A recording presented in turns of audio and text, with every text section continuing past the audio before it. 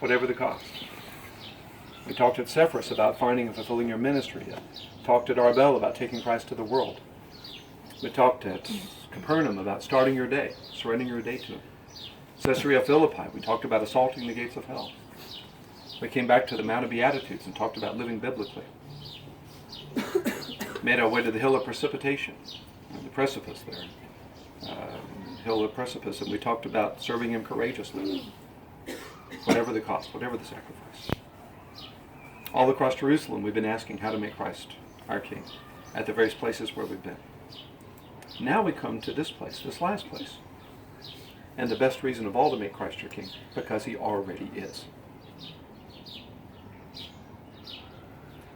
You're not making Him anything He already is not. In a very real sense, I've been misleading you all week when I've used language, make Christ your King. He already is. It'd be like we went to England, and for a week I've been talking about making Elizabeth Queen. And somebody raises your hand and said, well, I thought she already was. You don't get to vote. The only vote you get is whether the one who already is the risen and returning King of Kings and Lord of Lords is going to be king of your life or not. Whether you're going to accept reality and make the King your King. And the best reason to do it is because He already is risen and returning. And because He rose from His grave, you will rise from your grave. Because He died, you never will. Jesus said, he who lives and believes in me shall never die.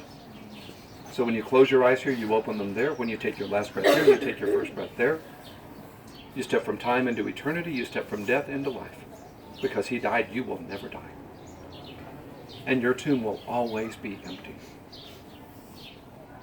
Because of what Jesus did for you. So we come to this place at the last of our pilgrimage to make Christ King, because He already is King.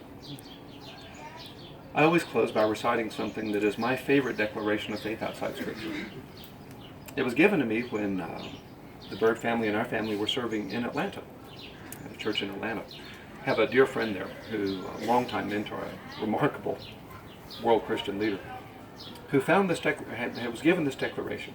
It was found in the journal of a pastor in Zimbabwe who had been martyred for his faith. It has since gone through all kinds of revisions, and it's been attributed to various authors and stories and various versions of it and that sort of thing. But the version that was given to my friend in Atlanta that he gave to me that I so cherish was found, as I said, in that journal of that martyr pastor, found by his widow, by his wife after he died. You can find it online. It'll be in the notes that we'll send out as well. It's called Fellowship of the Unashamed. Before he died, that pastor wrote these words. I am part of the fellowship of the unashamed. I have Holy Spirit power. The die's been cast, the decision's been made. I'm a disciple of His. I won't look back, let up, shut up, slow down, or be still. My past is redeemed, my present makes sense, and my future is secure.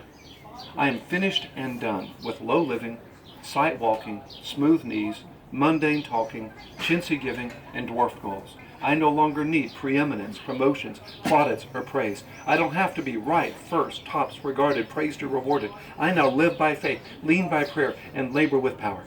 My face is set. My gait is fast. My goal is heaven. My way is rough. My companions few. My guide reliable, and my mission clear. I cannot be bought, compromised, detoured, lured away, turned back, deluded, or delayed. I will not flinch in the face of suffering, hesitate in the presence of adversity, negotiate at the table of compromise, pander in the pools of popularity, or meander in the maze of mediocrity. I belong to Jesus. I will not give up, let up, shut up, or slow up until I preached up, prayed up, stayed up, and stored up for the cause of Christ. And when He comes for His own, He will have no trouble recognizing me. My colors will be clear. Amen? Amen. Let's join the fellowship of the unashamed. Pray with me. At this garden tomb, at this